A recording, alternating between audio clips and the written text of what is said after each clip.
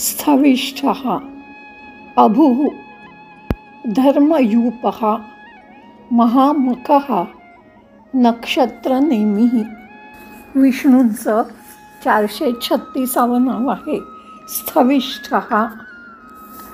वैराजरूपेण म्हणजे स्थूल अशा विराट रूपात स्थितः स्थविष्ठः म्हणजे जो कायम ठामपणे स्थित आहे असा स्थविष्ठः.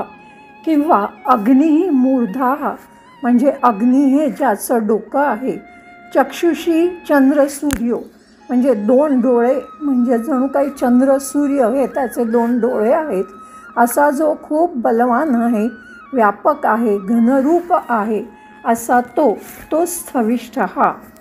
आकाराने मोठा, परमस्थूल आणि पूर्ण ब्रह्मांड ही ज्याची अभिव्यक्ती आहे, हे ज्याचं रूप आहे तो स्थविष्ठः.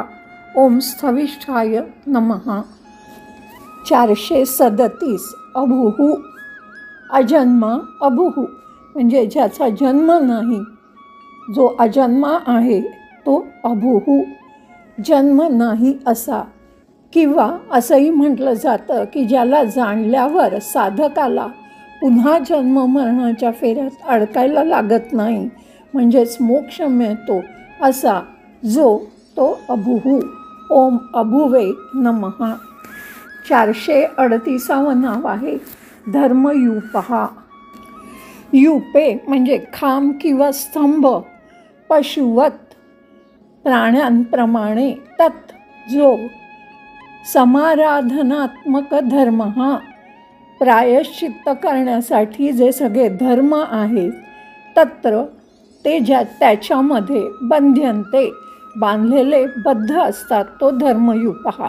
म्हणजे बळी चढवण्याचे प्राणी ज्याप्रमाणे खांबाला बांधलेले असतात त्याप्रमाणे प्रायश्चित्तासाठी पाळले जाणारे सर्व धर्म हे ज्याला बांधलेले असतात, ज्याच्यात बांधलेले असतात, तो बद्ध असतात तो धर्मयूपः.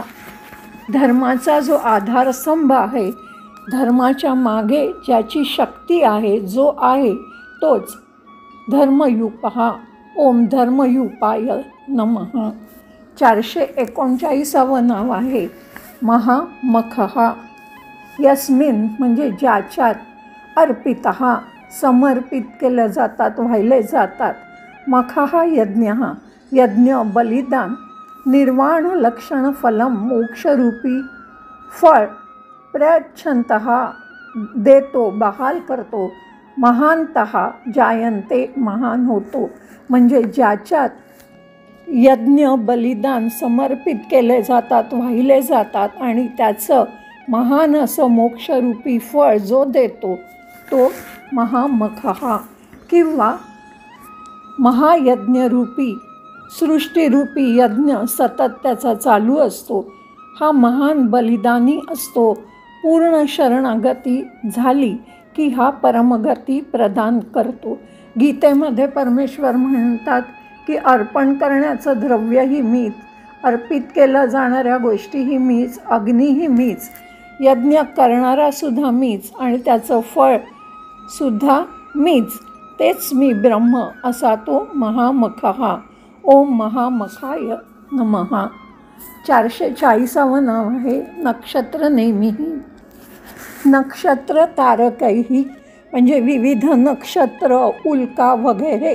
सार्धम म्हणजे चंद्र सूर्योदयः चंद्र सूर्याच्या सकट. ग्रहः ग्रह. वायुपाशम म्हणजे वाऱ्याच्या बेड्यांनी. यैर्बंधे जो बांधतो.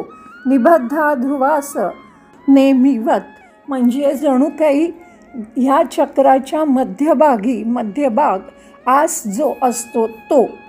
किंवा ज्योतिषाम म्हणजे स्वर्गीय शरीर म्हणजे सगळे आकाशातले ग्रह तारे वगैरे. चक्रम भ्रामयन हे आकाशातल्या ग्रह ताऱ्यांचे चक्र फिरवण्याला जो कारणीभूत आहे तो नक्षत्र नेमिही. नक्षत्रांच्या चक्राचा परीघ किंवा सीमा त्यांचं नियमन करणारा, प्रकाशाच्या ह्या सुंदर चक्राची धुरा वाहणारा जो तो नक्षत्र नेमिही. ओम नक्षत्र नेमये नमः.